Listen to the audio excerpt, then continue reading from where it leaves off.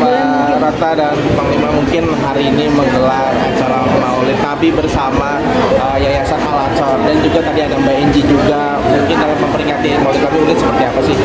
Ya, sebenarnya peringatan Maulid Nabi ini adalah bentuk kecintaan kita, saya pribadi dan semua umat Islam kepada Rasulullah sebagai cermin kita mengikuti ajaran beliau Nabi besar Muhammad SAW. Karena tidak ada Islam kalau tidak ada Rasulullah. Karena Rasulullah yang memberi Al-Quran dan hadis sebagai ilmu pengetahuan buat pedoman hidup kita sehari-hari dalam menjalankan kehidupan ini. Jadi beliau adalah suri teladan, maka kita sangat perlu menghormatinya dan memeriahkan setiap tahun kelahirannya, yaitu pada Maulid Nabi ini. Dan kebetulan Panglima Langit adalah ketua komunitas masyarakat Langsa Aceh yang ada di Jabodetabek. Jadi para perantau dari Langsa yang di Jakarta itu di bawah kepemimpinannya Panglima. Maka itu Panglima menggelar acara peringatan Maulid Nabi ini atas nama Kemala, keluarga besar masyarakat Langsa, bekerja sama dengan Yayasan Al-Ansor, yaitu anak-anak yatim piatu dan tahfiz Quran sebanyak 130 anak. Tadi kita berikan santunan, dan kebetulan anak-anak ini di bawah bimbingan atau asuhan dari teman saya, wartawan senior, namanya Pak Ustadz Nafis. Jadi dulu saya pernah kesini waktu belum sebesar ini gitu. Saya juga pernah menghibur anak yatim, tapi posisinya tuh belum ada ruangan seluas ini. Kalau nggak salah dulu seingat saya kayak di emperan gitu loh. Makanya saya kaget waktu kesini, wah Masya Allah, berarti Ustadz Nafis luar biasa gitu. Dari seorang wartawan yang saya kenal dulu sering wawancara saya seperti kalian ini, sekarang udah jadi Ustadz yang mengasuh anak-anak penghafal Al-Quran, luar biasa. Bagaimana mungkin perasaannya berbagi kebahagiaan bersama anak-anak yatim? Ya, kalau bertemu dengan anak yatim itu adalah suatu keberkahan. Kalau kita diberi kesempatan Allah bertemu, apalagi berbagi dengan anak yatim, itu yakin itu keberkahan akan menyertai kita. Gimana menurut kamu? Iya benar, karena anak yatim ini adalah cermin dari wujud Rasulullah ya, yang memang kita harus terus perhatian dan menyayanginya gitu. Karena sebaik-baik iman yaitu kita menyayangi anak yatim piatu, membahagiakannya, intinya seperti itu. Berarti kalau membahagiakan aku, kalian dapat pahala. Aku kan yatim piatu. Kalau dari Kemala sendiri mungkin sudah menjalankan Maulid Nabi ini yang keberapa sih di tempat apa yang sudah berapa Ya, kali itu? kebetulan di bawah kepemimpinan saya, di setahun pertama kepemimpinan saya, setahun setengah lah ya, ini baru pertama kali diadakan Maulid Nabi. Tapi sebelumnya kita pernah juga membuat acara donasi untuk anak yatim itu pada bulan Ramadan tahun lalu gitu. Jadi ini untuk yang pertama kali di bawah era kepemimpinan saya sebagai organisasi Kemala, yaitu kita tujukan ke Yayasan Al-Ansor ini. Berarti emang rutin ya Panglima? Ya, Maksudnya rencananya akan menjadi agenda rutin Kemala setiap tahunnya. Insya Allah mungkin nanti di berbeda tempat. Santunan yang diberikan dalam bentuk seperti apa? Ada bingkisan dan juga ada santunan berupa uang tunai. Ya, semoga bisa bermanfaat untuk anak-anak yatim ini. Dan aku bersyukur sekali karena tadi ketemu Mbak Angelina Sonda gitu. Mbak Enji ini kan sudah lama nggak ketemu ya, apalagi beliau sejak menjadi mu'alaf dan hijrah itu banyak inspirasi yang masyarakat bisa petik dari beliau. Makanya aku bersyukur bisa ketemu langsung dengan beliau. Harapanku ke depan nanti kita bisa kolaborasi podcast bareng. Nah tadi juga Mbak Enji juga tadi membagikan Al-Quran kepada anak-anak pesantren ini yang nyambung ayat gitu. Mungkin seperti apa sih? Ya, aku rasa itu akan menjadikan keberkahan tersendiri ya, karena mau acara ini memperingati Maulid Nabi, wujud kecintaan kita kepada Rasulullah, dan ditambah lagi dengan kita sambung ayat ya. Itu luar biasa, itu momen ini yang saya sangat hargai gitu. Karena itu saya tadinya awalnya mau nyanyi tapi karena aku menghargai acara ini biar lebih khusyuk, akhirnya aku nyanyi yang enggak.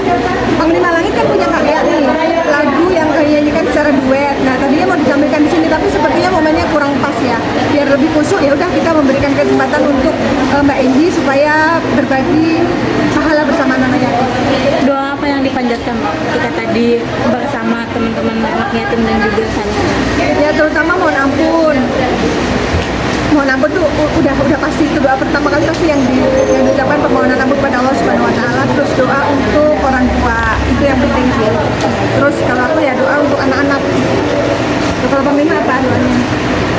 Ya, intinya dalam kehidupan ini kan mencari pengampunan Allah dan terus pengampunan Allah yang sulit ya. Jadi memang kita harus berbanyak istighfar. Intinya seperti itu, dan yang menjadi momen yang sangat mahal yang saya lihat itu di sini bukan hanya sekedar maulid Nabi yang hanya sekedar donasi kepada anak yatim dan makan-makan saja, tapi inti hikmah daripada acara maulid Nabi ini yang saya inginkan adalah kajian Al-Quran, menghafal Al-Quran, makna daripada Al-Quran itu menurut saya itu lebih bermakna maulid Nabi daripada hanya datang dengan drama biasa kita langsung makan dan pulang gitu. Jadi terutama intinya benang merahnya adalah kajian Al-Quran dan hafal Al-Quran yang langsung dicoba oleh Mbak Angelina, dan kita dengarkan sendiri, bukan hanya sekedar dibacakan lafaz doanya, tapi juga harus mengetahui artinya. Nah, jadi pada saat doa itu dibaca, Al-Quran itu dibaca dan dia menguasai arti dan maknanya, itu lebih top lagi menurut saya. Itu yang sebenarnya yang saya inginkan gitu. Dan alhamdulillah terwujud hari ini. Ya tadi kan saya sebagai MC kan di rundown ditulis bahwa Mbak Angelina Sonda akan memberikan kajian Islam, jadi memberikan ceramah. Ternyata pas last minute timnya memberitahu aku kalau Mbak Angie nggak akan memberikan kajian. Jadi gimana? Mbak Angie malah pengennya zikir bersama aja dengan anak yatim, dan dia nggak mau di panggung.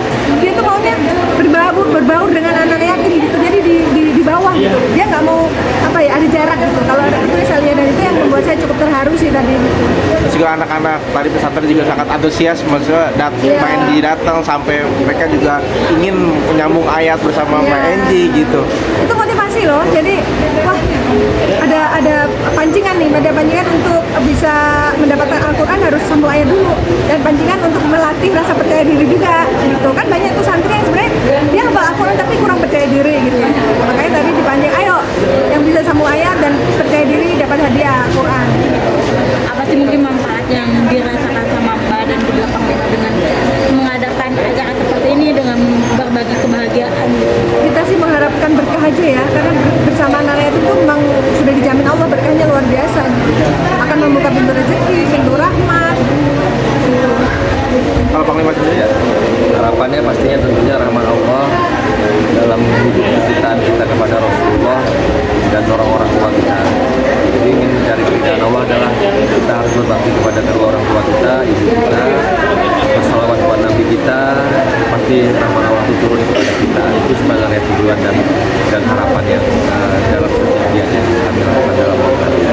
Mbak, versi terbaik dari diri kamu sendiri apa semua? Terbaik Dari Mbak Ratna Listi gitu. kalau bilang terbaik, aku masih belum terbaik, aku masih proses menuju ke sana. Tapi aku akan selalu berusaha menjadi makin baik dan makin baik dari hari ke hari. Setidak-tidaknya aku harus membersihkan hatiku, karena kita kadang-kadang tanpa kita sadari hati kita ngelihat postingan orang itu amat, kita aja udah dosa, astagfirullahaladzim. Jadi setiap saat itu harus istighfar lagi, benar-benar harus membersihkan hati. Itu harus dilatih gitu. Tidak ada orang yang tiba-tiba menjadi ikhlas, nggak ada. Semuanya harus latihan, harus berproses gitu. Yang penting itu aja dulu sih. Aku pengen supaya hatiku selalu bersih, itu aja. Apa yang dilakukan mungkin dengan untuk mendekatkan ke hal itu gitu? Ya sering-sering istighfar, banyak-banyak beribadah. Artinya ibadah itu bukan hanya sholat, bukan hanya puasa, tetapi bersabar itu juga ibadah. Terus membantu orang itu juga beribadah. Kemudian memaafkan itu juga ibadah. Menerima kekurangan orang lain itu ibadah. Jadi banyak ibadah kecil-kecil yang tidak disadari, dan itu sedang aku pelajari gitu. Bahkan ini kompak berdua dengan melakukan kebaikan, berbagi kebahagiaan bersama orang, ini menjadi salah satu bagian dari itu. Iya betul. Karena yang kita cari di dunia ini bukan hanya materi. Karena materi itu memang perlu ya untuk kita nyekolahin anak, juga butuh biaya sekolah kan tinggi ya. Tapi kita juga nyari keberkahan Allah gitu loh. Yaitu dengan cara seperti inilah harus ada keseimbangan gitu antara dunia dan akhirat. Dan inilah upaya kami untuk menyeimbangkan antara kebutuhan dunia dan akhirat kami. Mengajari juga ke anak-anak juga nggak sih Mbak Ratna gitu, maksudnya untuk mengajar kebaikan juga gitu. Oh kalau itu otomatis apa yang kami lakukan itu pasti akan menjadi contoh bagi anak-anak kita. Pelajaran dari apa yang sudah dijalankan saat ini apa sih mungkin yang akhirnya membuat kalian titik sekarang? Aku mengajarkan tentang ibadah yang bukan sekedar sholat dan puasa itu dari anak-anak kecil. Nah, anak-anakku sekarang udah gede. Reiki sudah kuliah di London, baru aja lulus. Desa kuliah di BINUS, saat ini masih jadi mahasiswa. Jadi mendidik mereka itu dengan contoh gitu. Jadi dari kecil mereka melihat contoh bagaimana aku memperlakukan orang lain, bagaimana aku bersikap kepada semua orang gitu. Itu akan menjadi contoh bagi mereka. Alhamdulillah sampai saat ini anak-anakku menjadi anak yang baik gitu, yang maksudnya tidak banyak menuntut. Kalau aku lihat postingan orang-orang kan, ya Allah ada anak melawan orang tuanya, ada anak membangkang. Alhamdulillah aku bersyukur anak-anakku anak baik gitu kan. Itu semua berasal dari orang tuanya. Bagaimana orang tuanya itu memberikan investasi terbaik untuk anak-anaknya. Itu aku yakin sekali. Kenapa aku concern dengan hal ini? Karena banyak kasus yang tiba-tiba anaknya jadi anak durhaka. Itu kita harus sebagai orang tua harus introspeksi. Aku dulu memberi apa ke anakku? Apakah aku sudah cukup memberi asupan yang terbaik?